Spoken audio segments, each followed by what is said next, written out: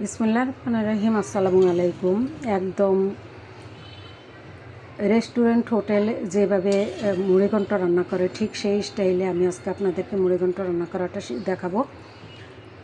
একদম পারফেক্ট মুড়িঘণ্ট কীভাবে রান্না করবেন। এই যে এটা আমি মুগ ডালটা সম্পূর্ণ মুগ ডালটাই নিতে হবে।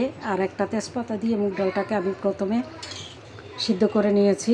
আর যখন বলক উঠেছে তারপরে যে সাদা পেনাগুলা ছিল সেই পেনাটা আমি চামচ দিয়ে ফেলে দিয়ে তারপরে সামান্য একটুখানি হলুদ আমি অ্যাড করেছি। তো এখানে দেখতে পাচ্ছেন আমি 80 থেকে 90%, আমি 90% করবেন না, 70 থেকে 80% আপনারা সিদ্ধ করে নেবেন। তো এটা আমি সিদ্ধ করে রেখে দিয়েছি অলরেডি। আর মুড়িঘণ্ট যেটা দিয়ে করব সেটা হচ্ছে আমি কাতলা মাছের মাথা নিয়েছি, অনেক বড় একটা কাতলা মাছের মাথা। আর এটাকে আমি একদম লাল টকটকা করে ভেজে নিয়েছি লবণ, মরিচ এবং হলুদ মেখে দিয়ে। এখন আমি মূল রান্নায় চলে যাব। আরও একটা কথা বলি, আমি যখন মাছটা ভেজেছিলাম তখন কিন্তু আমি সরিষার তেলে দিয়েছিলাম। আর ওখানে অনেক পরিমাণে তেল ছিল, যার জন্য এখানে আমি খুব কম দিয়েছি তেল। আর এখন যে কাজটা করব অবশ্যই আমি এখানে গোটা জিরা ফোড়ন দেব। আপনারাও সেম কাজটা করবেন। গোটা জিরা ফোড়ন দেওয়ার পরে 1 চামচ গোটা জিরা দিবেন আপনাদের পরিমাণ মতো।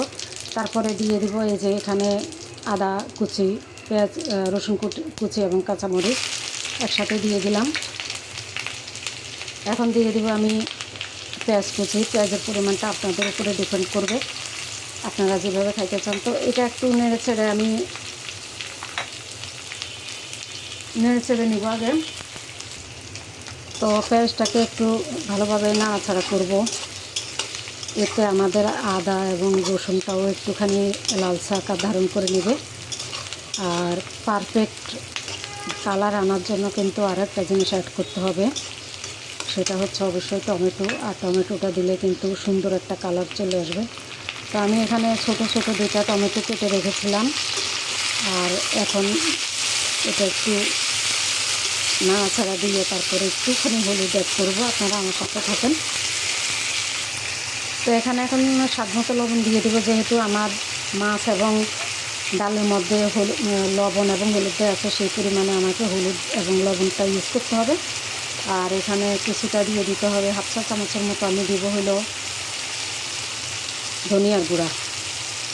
তো এখন এটা আমি মশলা খুব ভালোভাবে মিশিয়ে নিয়ে মাছটা দিয়ে দেবো।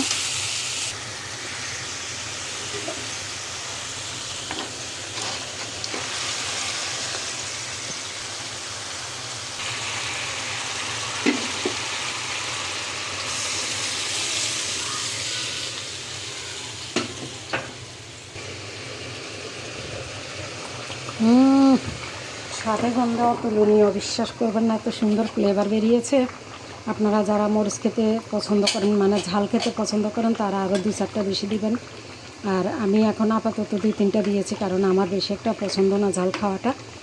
আর এখন কিন্তু আমি নামিয়ে নেব চুলা থেকে, কারণ আরও বেশি সিদ্ধ হয়ে গেলে কিন্তু অনেক বেশি ঘন হয়ে যাবে।